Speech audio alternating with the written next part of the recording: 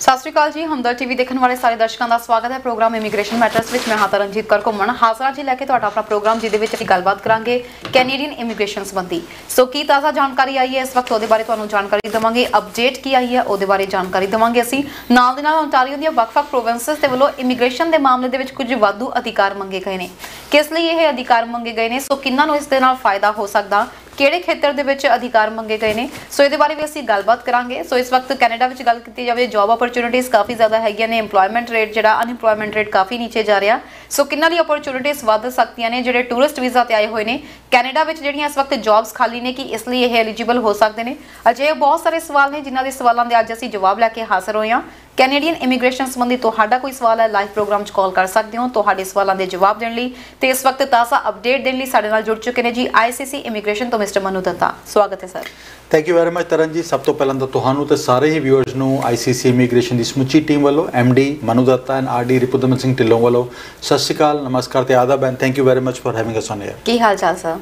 All good Taran ji. सो immigration के बारे में आप अक्सर कुछ ना कुछ नवा देखते रहने हैं, कुछ ना कुछ नवा आ जाए। पर बैकलॉग जो है मैं देख रही थी हुणे न्यूज़ पढ़ रही थी, कहते पीआर एप्लीकेशंस की घटन की बावजूद 2.6 मिलियन का अजे बैकलॉग है। सो प्रोविंसेस भी हुण अपने बिहाफ के उत्ते कोशिश कर रही हैं कि सरकार नाल गलबात की जाए तो पावर्स ज़्यादा लेना चाहते हैं अपने हत्थों में।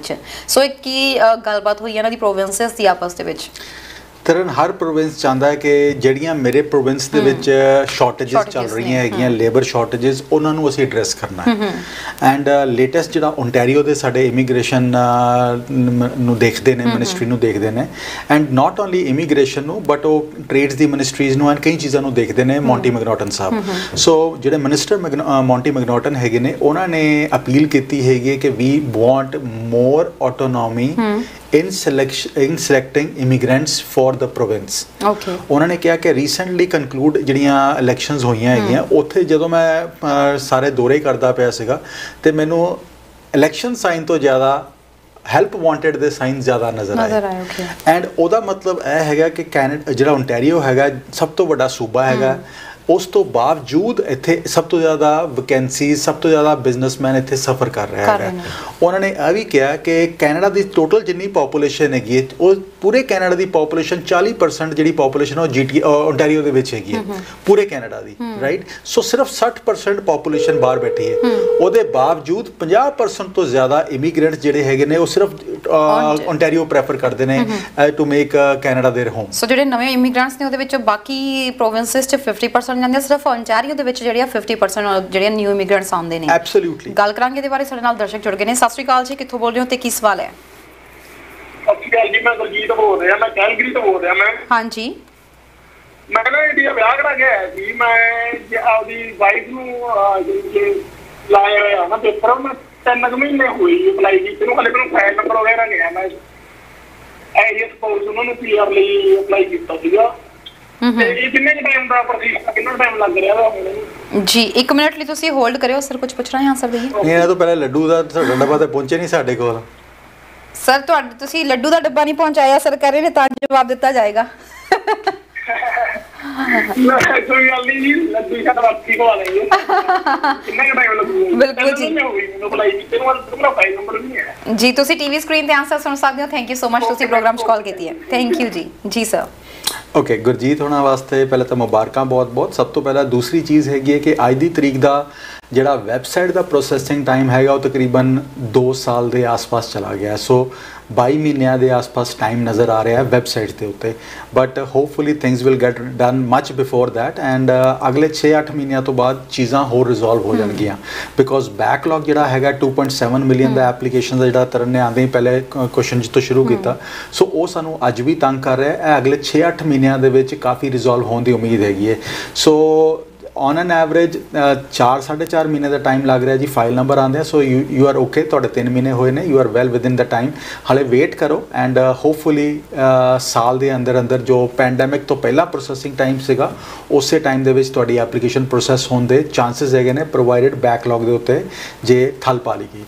ਬਿਲਕੁਲ ਸਰ, ਤੁਸੀਂ ਜਿਵੇਂ ਗੱਲ ਕਰ ਰਹੇ ਸੀ ਇਮੀਗ੍ਰੇਸ਼ਨ ਦੇ ਬਾਰੇ ਵਿੱਚ, ਸੋ ਜਿਵੇਂ ਇਹਨਾਂ ਨੇ ਕਿਹਾ ਵਾ ਕਿ ਸਾਨੂੰ ਜਿਹੜੇ ਰਾਈਟਸ ਜ਼ਿਆਦਾ ਮਿਲਣੇ ਚਾਹੀਦੇ ਆ, ਸੋ ਇਹਦੇ ਨਾਲ ਇਹ ਵੀ ਹੋ ਸਕਦਾ ਕਿ ਪ੍ਰੋਵਿੰਸ ਨੂੰ ਜਿਹੜੇ ਕਾਮਿਆਂ ਦੀ ਜ਼ਿਆਦਾ ਲੋੜ ਹੈਗੀ ਆ ਉਹਨਾਂ ਕਾਮਿਆਂ ਨੂੰ ਜ਼ਿਆਦਾ ਤਰਜੀਹ ਦਿੱਤੀ ਜਾਵੇ ਕਿ ਸਾਡੇ ਇੱਥੇ ਇਨਵੀਟੇਸ਼ਨਸ ਦਿੱਤੇ ਜਾਣ ਕਿ ਇਸ ਫੀਲਡ ਨੂੰ ਜ਼ਿਆਦਾ ਜ਼ਰੂਰਤ ਹੈਗੀ ਆ। ਬਿਲਕੁਲ Taran, as of today Monte McNaughton ਸਾਹਿਬ ਕਹਿੰਦੇ ਨੇ ਕਿ ਹਰ ਸਾਲ ਜਿਹੜੀ ਇਮੀਗ੍ਰੇਸ਼ਨ ਹੁੰਦੀ ਹੈ, ਸਪੋਜ਼ ਪਿਛਲੇ ਸਾਲ 4,05,000 ਦੀ ਇਮੀਗ੍ਰੈਂਟਸ ਟੋਟਲ ਲੈਂਡ ਕੀਤੇ ਕੈਨੇਡਾ ਦੇ ਵਿੱਚ, ਉਹਦੇ ਵਿੱਚੋਂ 2,11,000 ਦੇ chose Ontario as their home. So 50% ਤੋਂ ਵੀ ਉੱਪਰ ਚਲਾ ਗਿਆ, 52-53% ਤੇ ਅਸੀਂ ਜਿੰਨੇ ਇਮੀਗ੍ਰੈਂਟਸ।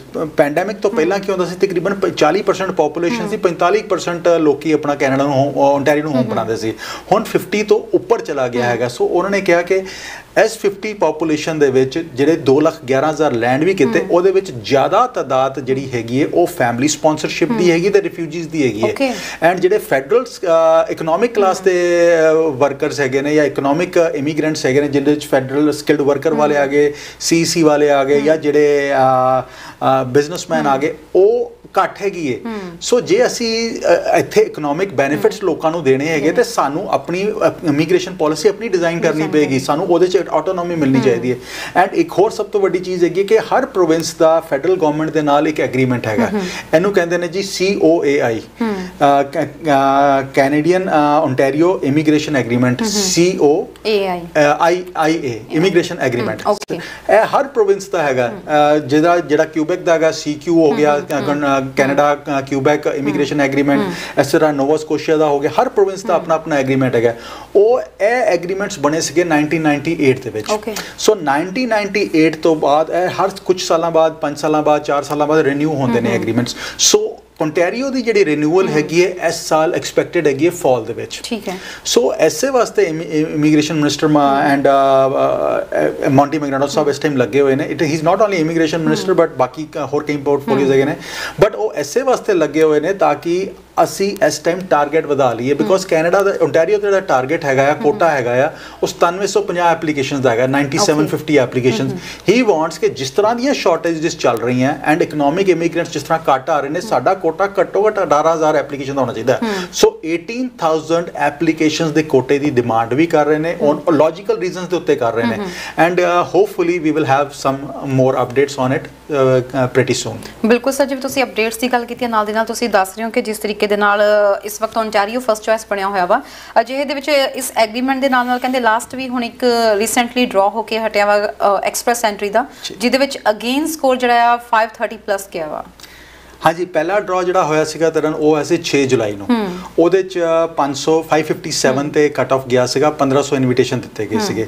ਦੂਸਰਾ ਡਰਾ ਜਿਹੜਾ ਹੋਇਆ 20 ਜੁਲਾਈ ਨੂੰ, ਉੱਥੇ 542 ਤੇ 542 ਦਾ ਸਕੋਰ ਗਿਆ ਹੈਗਾ cut off the, and 1750 invitation ਦਿੱਤੇ ਗਏ ਨੇ। ਸੋ ਬੋਥ ਡਰਾਜ਼ ਦੇ ਵਿੱਚ ਤਕਰੀਬਨ 3250 ਇਨਵੀਟੇਸ਼ਨਸ ਦਿੱਤੇ ਗਏ ਨੇ। ਬਟ ਇਹਦੇ ਵਿੱਚ ਮੈਕਸਿਮਮ ਜਿਹੜੇ ਹੈਗੇ ਨੇ 1450 ਐਪਲੀਕੈਂਟਸ ਉਹ ਹੈਗੇ ਨੇ ਜਿਹੜੇ PNP ਜਿਨ੍ਹਾਂ ਦੇ ਕੋਲ ਸਰਟੀਫਿਕੇਸ਼ਨ ਸੀਗੀ, ਤੇ 1400 ਹੀ ਤਕਰੀਬਨ 1150 ਉਹ ਹੈਗੇ ਨੇ ਜਿਹੜੇ ਕੈਨੇਡੀਅਨ ਐਕਸਪੀਰੀਅੰਸ ਕਲਾਸ ਵਾਲੇ ਸੀਗੇ, ਤੇ ਤਕਰੀਬਨ 622 ਐਪਲੀਕੈਂਟਸ ਇਹੋ ਜਿਹੇ ਹੈਗੇ ਨੇ ਜਿਹੜੇ ਫੈਡਰਲ ਸਕਿਲਡ ਵਰਕਰ ਦੇ ਸੀਗੇ।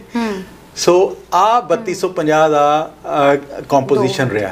ਸੋ 1400 ਤਕਰੀਬਨ ਉਹ ਜਿਹੜੇ PNP ਲੈ ਕੇ ਬੈਠੇ ਸੀ, 1150 ਉਹ ਜਿਹੜੇ CEC ਕਲਾਸ ਦੇ ਵਿੱਚ ਸੀਗੇ, ਤੇ ਤਕਰੀਬਨ 622 ਦੇ ਆਸ-ਪਾਸ ਇਹੋ ਜਿਹੇ ਹੈਗੇ ਨੇ ਜਿਹੜੇ ਫੈਡਰਲ ਸਕਿਲਡ ਵਰਕਰ ਦੇ। ਸੋ ਬਟ ਆ ਡਰਾਜ਼ ਅੱਗੇ ਵੱਧਦੇ ਜਾਣਗੇ and hopefully we will have more federal skilled workers going into these categories. ਜਦੋਂ ਤੁਸੀਂ ਸਟੂਡੈਂਟਸ ਦੀ ਗੱਲ ਕਰਦੇ ਹੋ ਸਰ, ਖਾਸ ਤੌਰ ਤੇ ਇਸ ਵਕਤ ਜਿਵੇਂ ਡਰਾ ਇੰਨਾ ਜ਼ਿਆਦਾ ਵੱਧ ਰਿਹਾ ਵਾ, ਸੋ ਗ੍ਰੈਜੂਏਸ਼ਨ ਤੋਂ ਬਾਅਦ ਜੇਕਰ ਤੁਹਾਡੇ ਕੋਲ LMI ਹੈ ਤਾਂ ਤੁਸੀਂ ਕਿਸੇ ਹੱਦ ਤੱਕ ਜਾ ਸਕਦੇ ਹੋ ਕਿ ਤੁਹਾਡੇ ਇੰਨੇ ਸਕੋਰਸ ਬਣ ਸਕਦੇ ਆ, but still it is just next to impossible ਕਿ ਜੇਕਰ ਤੁਹਾਡੇ IELTS 'ਚ ਪੂਰੇ ਵਧੀਆ ਬੈਂਡਸ ਹੋਣ, ਤੁਸੀਂ LMI ਲੈ ਲਵੋ, ਤੁਹਾਡੇ ਤਾਂ ਪੁਆਇੰਟਸ ਬਣ ਸਕਦੇ ਆ, ਬਟ ਗ੍ਰੈਜੂਏਸ਼ਨ ਤੋਂ ਬਾਅਦ ਇੱਥੋਂ ਦਾ ਐਕਸਪੀਰੀਅੰਸ ਲਿਆ ਜਾਵੇ ਤਾਂ ਵੀ ਕਿੱਥੇ ਤੱਕ 542 ਤੱਕ ਪਹੁੰਚਣਾ ਬਹੁਤ ਮੁਸ਼ਕਿਲ ਹੈ। 542 ਜਿਹੜਾ ਗ੍ਰੇਡ 12 ਕਰਕੇ ਆਇਆ ਉਹ ਬੱਚਾ ਟੱਚ ਹੀ ਨਹੀਂ ਕਰ ਸਕਦਾ। ਨਹੀਂ, ਜਿਹੜਾ ਬੱਚਾ ਗ੍ਰੇਡ 12 ਕਰਕੇ ਆਇਆ 8777 ਵੀ ਲੈ ਲਏ ਉਹਨਾਂ ਨੇ, 1 ਸਾਲ ਦਾ ਮੈਨੇਜਮੈਂਟ ਦਾ ਐਕਸਪੀਰੀਅੰਸ ਵੀ ਲੈ ਲਿਆ, ਤਾਂ ਵੀ ਉਹ 425 ਤੇ ਲੈਂਡ ਕਰਦੇ ਨੇ। LMIA ਮਿਲ ਗਈ, 50 ਪੁਆਇੰਟਸ ਹੋਰ ਐਡ ਕਰ ਰਹਾ 475। ਜਿਹੜਾ ਗੈਪ ਹੈਗਾ ਹਲੇ ਵੀ ਜ਼ਿਆਦਾ ਹੈਗਾ। ਸੋ ਅੱਜ ਦੀ ਤਰੀਕ ਦੇ ਜਿਹੜੇ ਬੱਚੇ ਪਾਸ ਆਊਟ ਹੋ ਰਹੇ ਨੇ, ਉਹਨਾਂ ਨੂੰ ਸਭ ਤੋਂ ਪਹਿਲਾਂ ਤਾਂ ਆਹ ਸੁਜੈਸ਼ਨ ਕਿ ਪਹਿਲੇ ਆਪਣੇ ਜਿਹੜੇ ਇੰਪਲੋਇਰ ਨਾਲ ਤੁਸੀਂ ਕੰਮ ਕਰ ਰਹੇ ਹੋ, ਜਿਸ ਵੀ ਫੀਲਡ ਦੇ ਵਿੱਚ ਕੰਮ ਕਰ ਰਹੇ ਹੋ, ਪੂਰੀ ਸਿੰਸੀਅਰਿਟੀ ਨਾਲ, ਪੂਰੀ ਓਨੈਸਟੀ ਨਾਲ ਕੰਮ ਕਰੋ। ਦੂਸਰੀ ਚੀਜ਼, ਹਰ EMPLOY ਨਾ ਤੇ ਅੱਛੇ EMPLOYEES ਮਿਲਦੇ ਨੇ ਨਾ ਹੀ ਅੱਛੇ EMPLOYERS ਮਿਲਦੇ ਨੇ। ਸੋ ਜਿਹੜਾ ਤੁਹਾਨੂੰ ਅੱਛਾ EMPLOYER ਮਿਲਿਆ ਹੋਇਆ ਉਹਦੇ ਨਾਲ ਪੂਰੀ ਸਿੰਸੀਅਰਿਟੀ ਨਾਲ ਕੰਮ ਕਰੋ ਐਂਡ ਉਹਨੂੰ ਕਹੋ ਕਿ ਤੁਹਾਨੂੰ PNP ਦੇ ਵਿੱਚ ਹੈਲਪ ਕਰਨ, because PNP the application EMPLOYERS to support the application ਤੁਹਾਡੀ ਰਾਈਟ ਅਵੇ ਲੱਗ ਸਕਦੀ ਹੈ, ਪ੍ਰੋਵਾਈਡਡ ਤੁਸੀਂ ਓਨਟਾਰੀਓ ਦੇ ਕਾਲਜਿਸ ਤੋਂ ਪੜ੍ਹਾਈ ਕੀਤੀ ਹੋਈ ਹੈ। ਜੇ ਬਾਹਰ ਕੀਤੀ ਹੋਈ ਹੈ ਤੇ ਪ੍ਰਾਈਵੇਟ ਕਾਲਜਿਸ ਹੈਗੇ ਨੇ ਤੇ ਤੁਹਾਡੀ PR ਨਹੀਂ, ਉਹ ਤੁਸੀਂ ਇਸ ਕੈਟੇਗਰੀ ਦੇ ਵਿੱਚ ਨਹੀਂ ਆਓਗੇ। ਸੋ ਓਨਟਾਰੀਓ ਦੇ ਕਾਲਜਿਸ ਦੇ ਵਿੱਚ ਪੜ੍ਹਾਈ ਕੀਤੀ ਹੋਈ ਹੈ, ਤੁਹਾਡੇ ਕੋਲ ਚਾਂਸਸ ਬਹੁਤ ਅੱਛੇ ਨੇ PNP ਵਿੱਚ ਕੁਆਲੀਫਾਈ ਹੋਣ ਦੇ। ਜੀ ਨੈਕਸਟ ਕਾਲਰ ਜੁੜ ਗਏ ਨੇ। ਸਤਿ ਸ਼੍ਰੀ ਅਕਾਲ ਜੀ, ਕਿੱਥੋਂ ਬੋਲ ਰਹੇ ਹੋ ਤੇ ਕੀ ਸਵਾਲ ਹੈ? ਹੈਲੋ ਹਾਂਜੀ ਹਾਂਜੀ, ਸਤਿ ਸ਼੍ਰੀ ਅਕਾਲ ਜੀ। ਸਤਿ ਸ਼੍ਰੀ ਅਕਾਲ। ਹਾਂਜੀ, ਅਸੀਂ ਹੈਮਿਲਟਨ ਤੋਂ ਬੋਲ ਰਹੇ ਹਾਂ ਜੀ। ਹਾਂਜੀ, ਮੇਰਾ ਕੁਐਸਚਨ ਹੈ ਜੀ ਰਿਗਾਰਡਿੰਗ ਕੈਨੇਡੀਅਨ ਐਕਸਪੀਰੀਅੰਸ ਕਲਾਸ ਦੇ ਵਿੱਚ ਮੈਂ ਫਾਈਲ ਲਾਉਣੀ ਆ। ਤਾਂ ਮੈਂ ਆਪਣੇ ਆਪ ਟਰਾਈ ਕਰ ਰਹੀ ਸੀ ਜੀ ਫਾਈਲ ਲਾਉਣ ਦਾ, ਬਟ ਮੈਨੂੰ ਇੱਕ ਉਹਦੇ ਵਿੱਚ ਕੁਐਸਚਨ ਆ ਰਿਹਾ ਕਿ ਤੁਹਾਡਾ NOC ਕੋਡ ਕੀ ਹੈ ਤੁਹਾਡੇ ਵਰਕ ਪਰਮਿਟ ਦੇ ਉੱਪਰ, ਤਾਂ ਮੈਨੂੰ ਉਹਦਾ ਸਮਝ ਨਹੀਂ ਆ ਰਿਹਾ ਜੀ ਕਿ ਕੀ ਹੋ ਸਕਦਾ। ਸਰ ਕੁਝ ਪੁੱਛਣਾ ਤੇ ਚਾਹੁੰਦੇ? ਮੇਰਾ ਓਪਨ ਵਰਕ ਪਰਮਿਟ ਹੈ ਜੀ, ਲਾਈਕ ਸਟੱਡੀ ਤੋਂ ਬਾਅਦ ਦਾ, ਮੇਰਾ ਕੋਈ LMI ਵਾਲਾ ਹੈ ਨਹੀਂ, ਤਾਂ ਉਹਦੇ ਤੇ ਕੋਈ ਵਰਕ ਪਰਮਿਟ ਦੇ ਉੱਪਰ ਕੋਈ NOC ਕੋਡ ਨਹੀਂ ਲਿਖਿਆ ਹੋਇਆ, ਤਾਂ ਮੈਨੂੰ ਕੀ ਕਰਨਾ ਚਾਹੀਦਾ? ਤੁਹਾਡਾ ਡਿਪੈਂਡੈਂਟ ਵਰਕ ਪਰਮਿਟ ਹੈਗਾ ਜੀ? ਹਾਂਜੀ, ਮੈਂ ਸਟੱਡੀ ਕੀਤੀ ਹੈ 2 ਸਾਲ ਦੀ, ਉਹ ਤੋਂ ਬਾਅਦ ਮੇਰਾ ਓਪਨ ਵਰਕ ਪਰਮਿਟ ਹੈ ਜੀ ਸਟੱਡੀ ਤੋਂ ਬਾਅਦ ਵਾਲਾ। ਜੀ ਤੁਸੀਂ ਟੀਵੀ ਸਕਰੀਨ ਤੇ ਆਨਸਰ ਸੁਣ ਸਕਦੇ ਹੋ। ਥੈਂਕ ਯੂ ਸੋ ਮਚ, ਤੁਸੀਂ ਕਾਲ ਕੀਤੀ ਹੈ। ਜੀ ਸਰ। ਜੀ ਸਰ। ਓਕੇ ਤਰਨ, ਇਹ ਜਿਹੜਾ ਨੌਕ ਕੋਡ ਹੁੰਦੇ ਨੇ ਨਾ, ਇਹ ਡਿਪੈਂਡ ਕਰਦਾ ਹੈ ਕਿ ਕਿਹੜੇ ਡੈਜ਼ਿਗਨੇਸ਼ਨ ਤੇ ਉਹ ਕੰਮ ਕਰ ਰਹੇ ਨੇ, ਕੀ ਰਿਸਪੌਂਸਿਬਿਲਿਟੀਜ਼ ਹੈਗੀ, ਕੀ ਸੈਲਰੀ ਹੈਗੀਆਂ। ਸੋ ਉਹ ਸਾਰੀ ਚੀਜ਼ਾਂ ਦੇ ਉੱਤੇ ਤੁਹਾਡੇ ਡੈਜ਼ਿਗਨੇਸ਼ਨ ਮੇਨਲੀ ਉਹਦੇ ਤੇ ਡਿਪੈਂਡ ਕਰੇਗਾ ਐਂਡ ਕਿੰਨੀ ਵੱਡੀ ਕਾਰਪੋਰੇਸ਼ਨ ਹੈ, ਉਹ ਸਾਰੀ ਚੀਜ਼ਾਂ ਨੂੰ ਦੇਖਦਿਆਂ ਹੋਇਆਂ ਤੁਸੀਂ ਨੌਕ ਕੋਡ ਜਿਹੜਾ ਕੰਪਨੀ ਨੇ ਪੋਜੀਸ਼ਨ ਦਿੱਤੀ ਹੋਈ ਉਹ ਦੇਖਣਾ ਹੈਗਾ।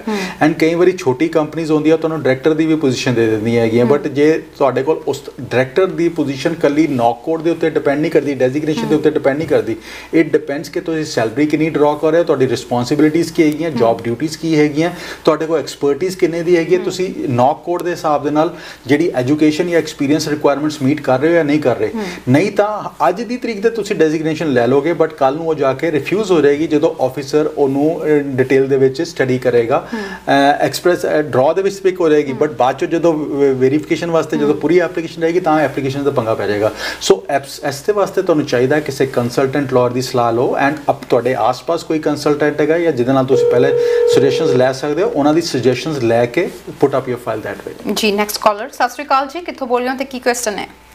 ਸਤਿ ਸ਼੍ਰੀ ਅਕਾਲ ਜੀ, ਕੈਲਗਰੀ ਤੋਂ ਬੋਲ ਰਹੇ ਹਾਂ। ਜਿਹੜਾ LMI ਲੈ ਕੇ ਆਪਾਂ ਆਨਲਾਈਨ ਵਰਕ ਪਰਮਿਟ ਅਪਲਾਈ ਕਰਦੇ ਹਾਂ, ਜਿਵੇਂ ਉਹਨੂੰ ਆਲਮੋਸਟ 2.5 ਮੰਥ ਹੋ ਗਏ ਨੇ, ਤੇ ਕਿੰਨਾ ਟਾਈਮ ਹੋਰ ਲੱਗ ਜਾਂਦਾ ਜੀ? ਜੀ ਤੁਸੀਂ ਟੀਵੀ ਸਕਰੀਨ ਤੇ ਆਨਸਰ ਸੁਣ ਸਕਦੇ ਹੋ। ਥੈਂਕ ਯੂ ਸੋ ਮਚ ਕਾਲ ਕਰਨ ਦੇ ਲਈ। ਜੀ ਸਰ। ਓਕੇ, ਜਿਹੜੀਆਂ ਤਾਂ ਆਨਲਾਈਨ ਐਪਲੀਕੇਸ਼ਨ ਜਾ ਰਹੀਆਂ ਹੈਗੀਆਂ ਉਹਦਾ ਤਕਰੀਬਨ 157 ਟੂ 165 ਡੇਜ਼ ਦਾ as of today processing time ਚੱਲ ਰਿਹਾ ਹੈ। ਵਰਕਿੰਗ ਡੇਜ਼ ਦਾ ਟਾਈਮ ਹੈਗਾ, ਤਾਂ 4.5 ਮਹੀਨੇ ਦੇ ਆਸ-ਪਾਸ ਤੁਹਾਨੂੰ ਟਾਈਮ ਲੱਗ ਜਾਣਾ ਚਾਹੀਦਾ ਜੀ, ਜੇ ਆਨਲਾਈਨ ਐਪਲੀਕੇਸ਼ਨ ਤੁਸੀਂ LMIA ਦੀ ਲੈ ਕੇ ਤੁਸੀਂ ਵਰਕ ਪਰਮਿਟ ਦੀ ਪਾਈ ਹੈ। ਜੇ ਬਾਰਡਰ ਤੇ ਜਾਂਦੇ ਹੋ ਤਾਂ ਰਾਈਟ ਅਵੇ ਔਨ ਦ ਸੇਮ ਡੇ ਤੁਹਾਨੂੰ ਵਰਕ ਪਰਮਿਟ ਮਿਲ ਜਾਂਦਾ। ਜੀ ਬਿਲਕੁਲ। ਤੇ ਸਰ ਆਪਾਂ ਵਾਪਸ ਆਈਏ ਬੁੱਧੀ ਦੇ ਉੱਤੇ, ਆਪਾਂ ਸਟੂਡੈਂਟਸ ਦੀ ਗੱਲ ਕਰਦੇ ਪਏ ਸੀ।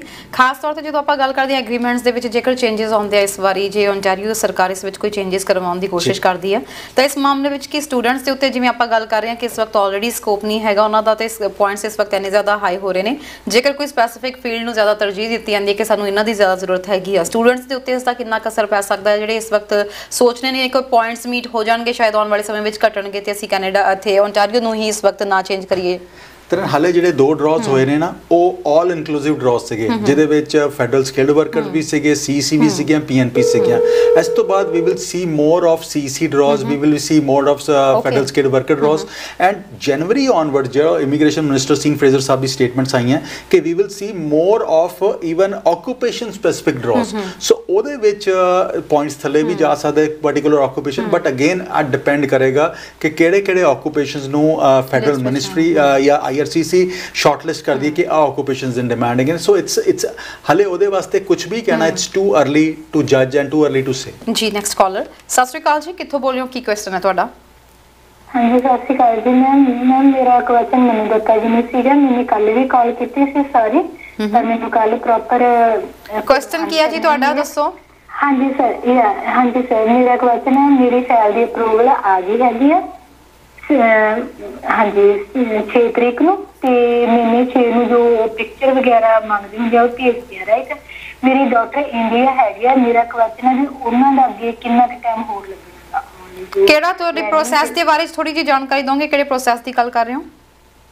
ਹਾਂਜੀ, ਉਹ ਜਿਹੜਾ ਸਪਾਊਸ ਸਪਾਂਸਰਸ਼ਿਪ ਦੇ ਵਿੱਚ ਮੇਰੇ ਜਿਹੜੇ ਡਿਪੈਂਡੈਂਟ ਬੇਟੀ ਹੈਗੀ ਉਹ ਇੰਡੀਆ ਹੈਗੀ ਆ ਜੀ। ਹਾਂਜੀ, ਉਹ ਇੰਡੀਆ ਹੈਗੇ ਤੇ ਉਹਨਾਂ ਦੇ ਆਉਣ ਦੇ ਜੋ ਇੱਕ ਪੇਪਰ ਚਾਹੀਦਾ ਹੈਗਾ ਉਹ ਕਿੰਨਾ ਕੁ ਟਾਈਮ ਲੱਗਣਾ ਹੈਗਾ? ਉਹ ਤੁਹਾਡੀ ਸਪਾਊਸਲ ਦੀ ਐਪਲੀਕੇਸ਼ਨ ਤੁਸੀਂ ਆਪਣੇ ਸਪਾਊਸ ਦੀ ਪੁੱਟ ਅਪ ਕੀਤੀ ਸੀਗੀ ਜਾਂ ਤੁਹਾਡੇ ਸਪਾਊਸ ਨੇ ਤੁਹਾਡੀ ਐਪਲੀਕੇਸ਼ਨ ਲਗਾਈ ਸੀ? ਮੇਰੇ ਹਸਬੰਡ ਨੇ ਮੇਰੀ ਕੀਤੀ ਸੀ ਜੀ। ਮੇਰੀ ਡਾਟਰ ਇੰਡੀਆ ਹੈਗੀ ਆ ਤੇ ਮੇਰਾ ਸਨ ਇੱਥੇ ਮੇਰੇ ਨਾਲ ਹੈਗਾ ਤੇ ਜੋ ਪਿਕਚਰ ਵਗੈਰਾ ਮੰਗਦੇ ਹੁੰਦੇ ਉਹ ਅਸੀਂ ਭੇਜਦੇ ਅਸੀਂ 6 ਨੂੰ। ਤੁਹਾਡੀ ਡਾਟਰ ਪਾਰਟ ਆਫ ਐਪਲੀਕੇਸ਼ਨ ਸੀਗੀ?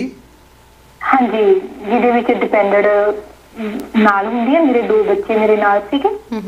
Okay, thank you. ਇੰਡੀਆ ਮੇਰੀ ਜਿਹੜੀ ਡਾਟਰ ਹੈਗੀ ਆ ਉਹਦੇ ਲਈ ਜੋ ਪੇਪਰ ਆਉਣ ਲਈ ਚਾਹੀਦਾ ਹੁੰਦਾ ਰਾਈਟ, CPU ਮੇਰੇ ਕੀ ਕਹਿੰਦੇ ਆ ਉਹ ਵਾਲਾ ਮੈਨੂੰ ਕਦੋਂ ਤੱਕ ਮਿਲ ਜੇ ਪਲੀਜ਼ ਮੈਨੂੰ ਜੀ। ਤੁਸੀਂ ਟੀਵੀ ਸਕਰੀਨ ਤੇ ਆਨਸਰ ਸੁਣ ਸਕਦੇ ਹੋ। ਥੈਂਕ ਯੂ ਸੋ ਮਚ ਕਾਲ ਕਰਨ ਦੇ ਲਈ ਜੀ ਸਰ।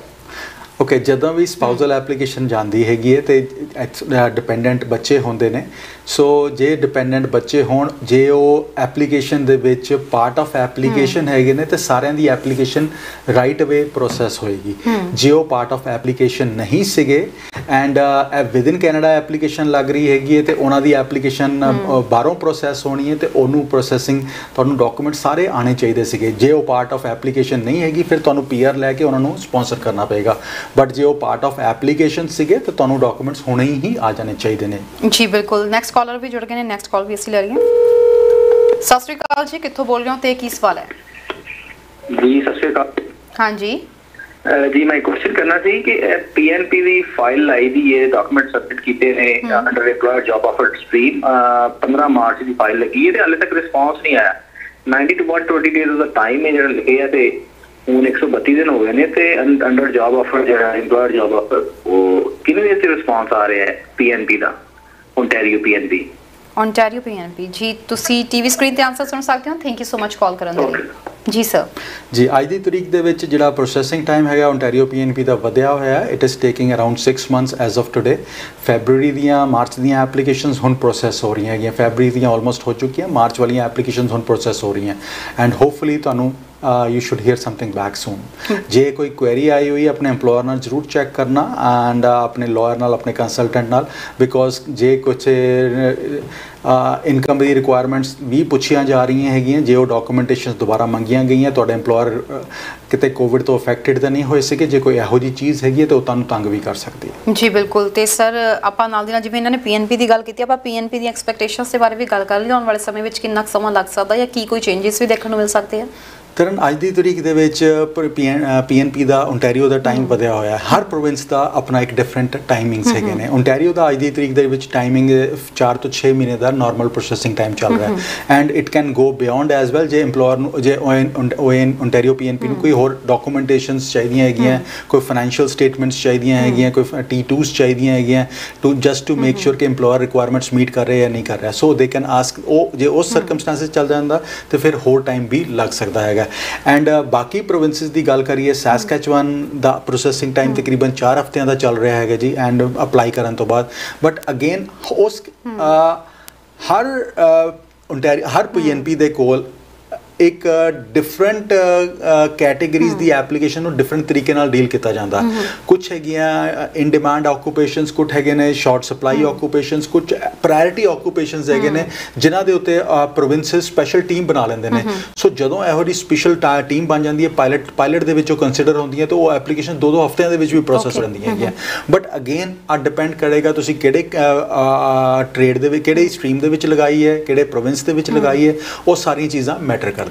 ਸਰ ਥੋੜਾ ਜਿਹਾ ਮੈਂ ਇਸ ਬਾਰੇ ਜ਼ਰੂਰ ਜਾਣਨਾ ਤੁਹਾਡੇ ਤੋਂ ਪਾਉਣਾ ਚਾਹੂੰਗੀ, ਕਿਉਂਕਿ ਮੌਂਟਰੀਅਲ ਦੇ ਕਾਲਜਸ ਦੇ ਵਿੱਚ, ਜਿਹੜੇ ਪ੍ਰਾਈਵੇਟ ਕਾਲਜਸ ਦੇ ਵਿੱਚ ਜਦੋਂ ਦਾ ਕਿਹਾ ਗਿਆ ਕਿ ਸਟੱਡੀ ਪਰਮਿਟ ਕਿ ਵਰਕ ਪਰਮਿਟ ਨਹੀਂ ਮਿਲੇਗਾ ਸਟੱਡੀ ਕਰਨ ਤੋਂ ਬਾਅਦ, ਉਸ ਤੋਂ ਬਾਅਦ ਤੋਂ ਖਾਸ ਤੌਰ ਤੇ ਇੰਡੀਆ ਦੇ ਵਿੱਚ ਜਿਹੜਾ ਏਜੰਟਸ ਨੇ ਇਹ ਚੀਜ਼ ਨੂੰ ਕਾਫੀ ਜ਼ਿਆਦਾ ਪ੍ਰਮੋਟ ਕਰਨ ਦੀ ਕੋਸ਼ਿਸ਼ ਕਰ ਰਹੇ ਨੇ ਕਿ ਕੈਨੇਡਾ ਨੇ ਹੁਣ ਭਾਰਤੀ ਵਿਦਿਆਰਥੀਆਂ ਲਈ ਦਰਵਾਜ਼ੇ ਬੰਦ ਕਰ ਦਿੱਤੇ ਨੇ ਤੇ ਹੁਣ ਉੱਥੇ ਜਿਹੜਾ ਆ ਕੋਈ ਭਵਿੱਖ ਨਹੀਂ ਰਿਹਾ। ਸੋ ਇਹ ਗੱਲ 'ਚ ਕਿੰਨੀ ਕੁ ਸੱਚਾਈ ਹੈਗੀ ਹੈ ਕਿ ਵਾਕਈ ਕੈਨੇਡਾ ਨੇ ਕਲੋਜ਼ ਕਰ ਦਿੱਤੇ ਨੇ ਇੰਡੀਅਨ ਸਟੂਡੈਂਟਸ ਲਈ ਡੋਰ? ਬਿਲਕੁਲ ਇਹੋ ਜਿਹੀ ਕੋਈ ਗੱਲ ਨਹੀਂ ਹੈਗੀ। ਹਾਲੇ ਵੀ ਕੈਨੇਡਾ SDS ਸਟਰੀਮ ਦੇ ਵਿੱਚ ਐਗਜ਼ਿਸਟ ਕਰਦਾ ਪਿਆ। ਕੈਨੇਡਾ ਇੰਡੀਆ ਵਾਸਤੇ SDS ਸਟਰੀਮ ਰੱਖੀ ਹੋਈ ਹੈ। ਸੋ ਅੱਜ ਦੀ ਤਰੀਕ ਦੇ ਵਿੱਚ ਵੀ number 1 country for students is India. So maximum number of student ਜਿਹੜੇ ਅੱਜ ਦੀ ਤਰੀਕ 'ਚ ਵੀ ਆ ਰਹੇ ਨੇ ਉਹ ਇੰਡੀਆ ਤੋਂ ਆ ਰਹੇ ਨੇ। ਹਾਂ, ਜੇ ਹੁਣ ਅਸੀਂ ਗੱਲ ਕਰੀਏ ਇੰਡੀਆ ਦਾ SDS ਸਟਰੀਮ ਦੇ ਵਿੱਚ ਵੀ ਜਾਂ ਇਸ ਪੂਰੇ ਦੇ ਵਿੱਚ ਵੀ ਕੋਟਾ ਹੈਗਾ ਆ। ਸੋ ਆਫਿਸਰਸ ਦੇਖਦੇ ਹੈਗੇ ਨੇ ਕਿ ਜਿਹੜਾ ਮੈਂ ਸਟੂਡੈਂਟ ਲੈ ਰਿਹਾ ਹੈਗਾ ਉਹ ਰਿਕੁਆਇਰਮੈਂਟਸ ਮੀਟ ਕਰ ਰਿਹਾ, ਬਿਕੋਜ਼ ਬਹੁਤ ਸਾਰੀਆਂ ਚੀਜ਼ਾਂ ਹਾਈਲਾਈਟ ਕੀਤੀਆਂ ਗਈਆਂ। ਈਵਨ ਰੀਸੈਂਟਲੀ ਜਿਹੜੇ ਨਿਊਜ਼ਪੇਪਰਸ ਨੇ, ਮੀਡੀਆ ਨੇ ਬਹੁਤ ਸਾਰੀਆਂ ਚੀਜ਼ਾਂ ਚੱਕੀਆਂ ਹੈਗੀਆਂ ਇੰਟਰਨੈਸ਼ਨਲ ਸਟੂਡੈਂਟਸ ਬਾਰੇ। ਉਹਦੇ ਬਾਰੇ ਅੱਗੇ ਗੱਲ ਕਰਾਂਗੇ। ਸਤਿ ਸ਼੍ਰੀ ਅਕਾਲ ਜੀ, ਕਿੱਥੋਂ ਬੋਲ ਰਹੇ ਹੋ ਤੇ ਕੀ ਸਵਾਲ ਹੈ? ਮੈਂ ਇੰਡੀਆ ਤੋਂ ਗੱਲ ਕਰ ਰਹੀ ਸੀ। ਹਾਂਜੀ ਸਰ, ਦੱਸੋ ਕੀ ਸਵਾਲ ਹੈ?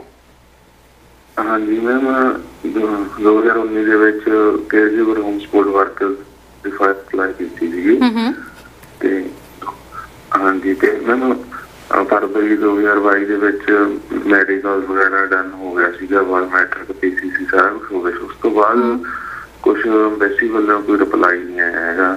ਆਲਮੋਸਟ 4-5 ਮਹੀਨੇ ਹੋ ਗਏ ਨੇ ਤੇ ਸਾਨੂੰ ਪੁੱਛਣਾ ਸੀਗਾ ਵੀ ਉਸ ਤੋਂ ਬਾਅਦ ਮੈਡੀਕਲ ਬਾਇਓਮੈਟ੍ਰਿਕ PCC ਤੋਂ ਬਾਅਦ ਕਿੰਨਾ ਟਾਈਮ ਹੋਰ ਲੱਗ ਸਕਦਾ ਵਾ? ਜੀ, ਅਸੀਂ ਤੁਹਾਨੂੰ ਟੀਵੀ ਸਕਰੀਨ ਤੇ ਆਨਸਰ ਦੇ ਰਹੇ ਹਾਂ ਜੀ। ਥੈਂਕ ਯੂ ਸੋ ਮਚ, ਤੁਸੀਂ ਕਾਲ ਕੀਤੀ ਹੈ ਪ੍ਰੋਗਰਾਮ ਦੇ ਵਿੱਚ। ਜੀ ਸਰ, 2019 ਦੀਆਂ ਫਾਈਲ ਪ੍ਰੋਸੈਸ ਹੋ ਰਹੀਆਂ, ਤੁਹਾਡੀ ਵੀ 2019 ਦੀ ਫਾਈਲ ਹੈ ਦੱਸਿਆ, ਤੇ hopefully very soon you will have the visas. And ਇਸ ਤੋਂ ਬਾਅਦ 2020 ਦੀ ਵੀ ਫਾਈਲਾਂ ਵੀ ਦਸੰਬਰ ਤੋਂ ਪਹਿਲਾਂ ਐਕਸਪੈਕਟਡ ਹੈਗੀਆਂ ਕਿ they will get done for this year. ਮਤਲਬ ਕਿ ਨੈਨੀ ਜਾਂ ਕੇਅਰ ਗਿਵਰਸ ਦੀਆਂ ਜਿਹੜੀਆਂ ਇਸ ਵਕਤ ਫਾਈਲਸ ਨੇ ਪ੍ਰੋਸੈਸਿੰਗ ਸ਼ੁਰੂ ਹੋ ਚੁੱਕੀ ਹੈ ਤੇ ਇਹਨਾਂ ਦਾ ਛੇਤੀ ਜਿਹੜਾ ਨਤੀਜਾ ਆਉਣਾ ਸ਼ੁਰੂ ਹੋ ਜਾਏਗਾ। ਬਿਲਕੁਲ ਜੀ, ਬਿਲਕੁਲ। ਆਪਾਂ ਸਟੂਡੈਂਟਸ ਦੀ ਗੱਲ ਕਰ ਰਹੇ ਸੀਗੇ ਕਿ ਜਿਹੜਾ ਇਸ ਵਕਤ ਉੱਥੇ ਕਿਹਾ ਜਾ ਰਿਹਾ, ਤੁਸੀਂ ਕਿਹਾ ਕਿ ਮੀਡੀਆ ਨੇ ਵੀ ਕਾਫੀ ਹਾਈਲਾਈਟ ਕੀਤੀਆਂ ਕੁਝ ਚੀਜ਼ਾਂ, ਪੁਆਇੰਟਸ ਹਾਈਲਾਈਟ ਕੀਤੇ ਨੇ। ਬਿਲਕੁਲ ਤਰਨ, ਰੀਸੈਂਟਲੀ ਮੀਡੀਆ ਨੇ ਕਾਫੀ ਸਾਰੇ ਗੈਂਗਸਟਰਸ, ਬਿਕੋਜ਼ ਇੰਡੀਆ ਦੇ ਵਿੱਚ ਜਿਹੜੀਆਂ ਚੱਲ ਰਹੀਆਂ ਅੱਜ ਕੱਲ੍ਹ ਮੂਸਾ ਵਾਲੇ ਦੇ ਮਰਡਰ ਤੋਂ ਬਾਅਦ, ਉਹਨਾਂ ਨੇ ਜਦੋਂ ਅਪਡੇਟਸ ਕੱਢੀਆਂ ਹੈਗੀਆਂ ਤੇ ਬਹੁਤ ਸਾਰੇ ਲੋਕੀ ਉੱਥੇ ਫੇਕ ਸਟੂਡੈਂਟਸ ਬਣ ਕੇ ਕੈਨੇਡਾ ਪੜ੍ਹਾਈ ਕਰ ਰਹੇ ਨੇ ਈਵਨ ਰੀਸੈਂਟਲੀ। ਸੋ ਗਵਰਨਮੈਂਟ ਇਸ ਟਾਈਮ ਤੇ ਐਕਸਟਰਾ ਕੇਅਰਫੁਲ ਹੋ ਗਈ ਹੈ ਤਾਂ ਕਿ ਕੋਈ ਵੀ ਇਹੋ ਜਿਹੇ ਗਲਤ